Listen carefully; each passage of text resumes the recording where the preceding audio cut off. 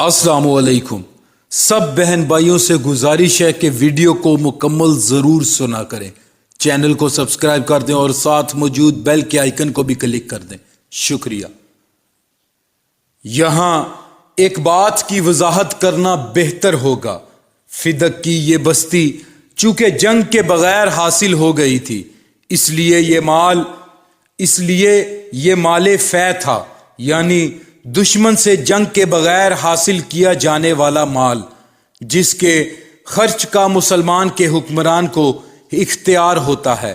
چنانچہ آپ صلی اللہ علیہ وآلہ وسلم اس کی آمدنی میں سے اپنے گھر والوں پر بھی خرچ کیا کرتے تھے۔ بنی ہاشم کے چھوٹے بچوں کی پرورش بھی اس کی آمدنی سے فرماتے تھے۔ بنی ہاشم کی بیواؤں کی شادیاں کرتے تھے۔ حضور صلی اللہ علیہ وآلہ وسلم کی وفات کے بعد حضرت ابو بکر صدیق رضی اللہ تعالی عنہ خلیفہ بنے تو حضرت فاطمہ رضی اللہ تعالی عنہا نے سمجھا کہ فدق کا علاقہ حضور صلی اللہ علیہ وآلہ وسلم کی ملکیت تھی، لہٰذا مجھے وراثت میں ملنا چاہیے۔ چنانچہ انہوں نے حضرت ابو بکر صدیق رضی اللہ تعالی عنہ سے درخواست کی کہ فدق کا علاقہ انہیں دیا جائے۔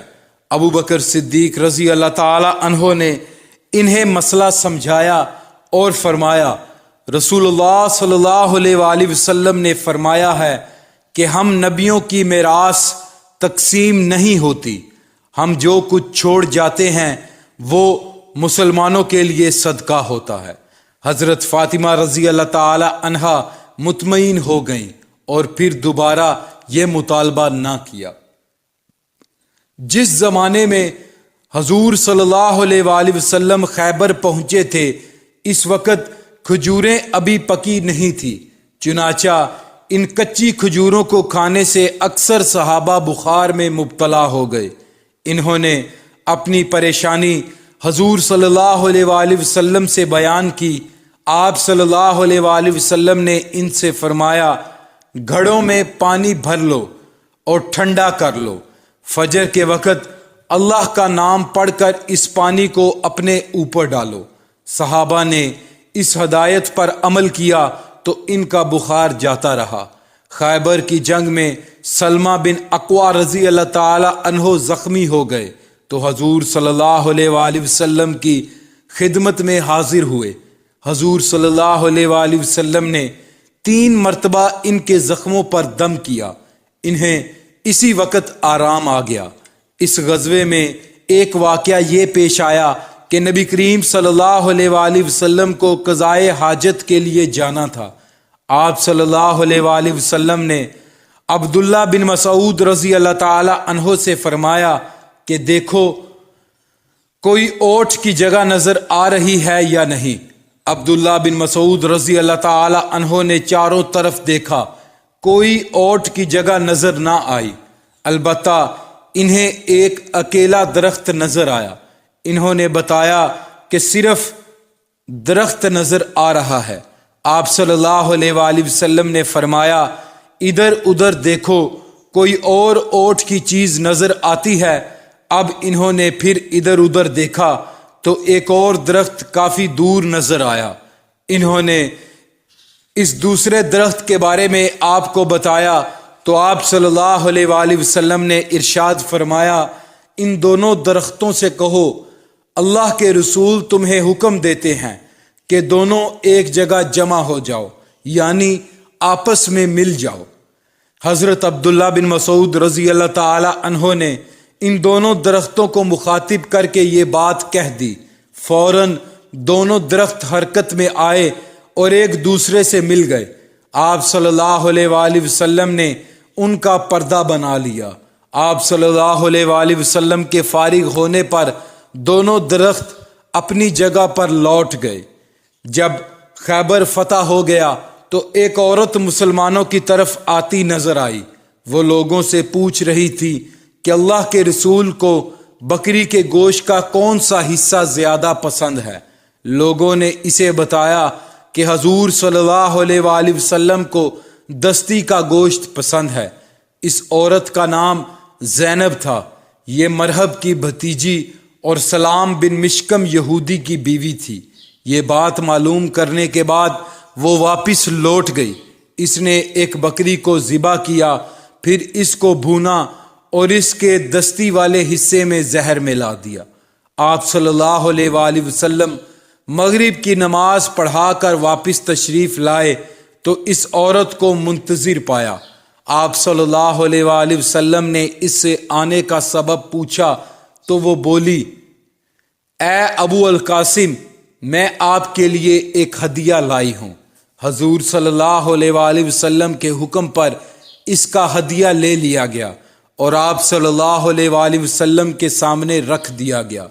اس وقت وہاں بشر بن براہ بن مرور رضی اللہ تعالی عنہ بھی موجود تھے۔ آپ صلی اللہ علیہ وآلہ وسلم نے صحابہ سے فرمایا، قریب آ جاؤ۔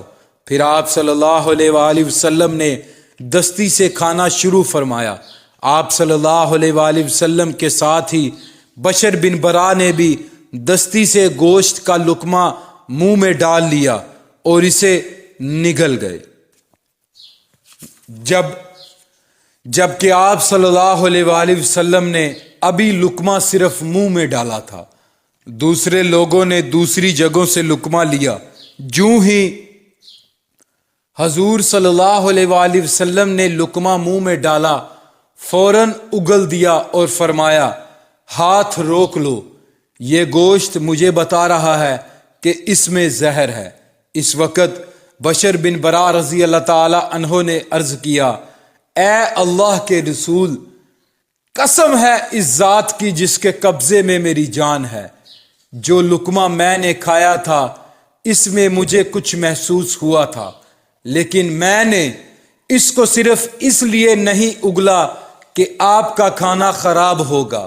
جب آپ نے اپنا لقمہ اگل دیا تو مجھے اپنے سے زیادہ آپ کا خیال آیا اور مجھے خوشی ہوئی کہ آپ نے اس کو اگل دیا۔ آئے ہائے ہائے ہائے۔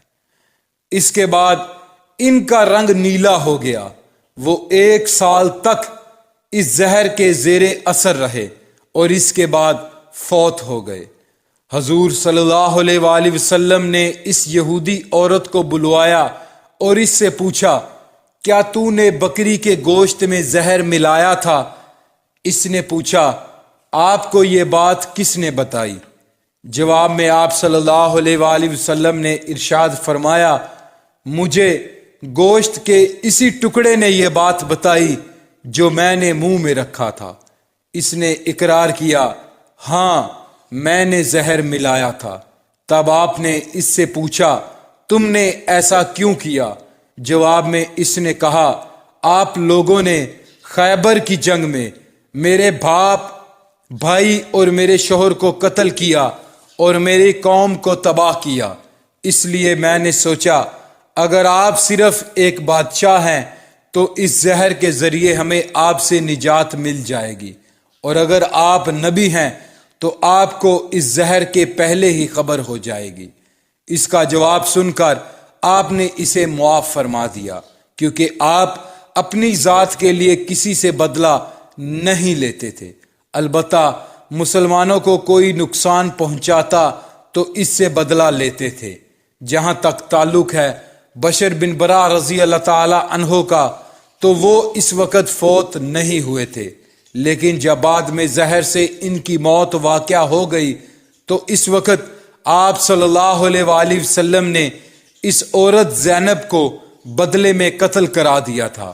کہا جاتا ہے کہ حضور صلی اللہ علیہ وآلہ وسلم نے وفات کے وقت اس زہر کا اثر محسوس کیا تھا اور فرمایا تھا، اس زہر کے اثر سے میری رگیں کٹ رہی ہیں۔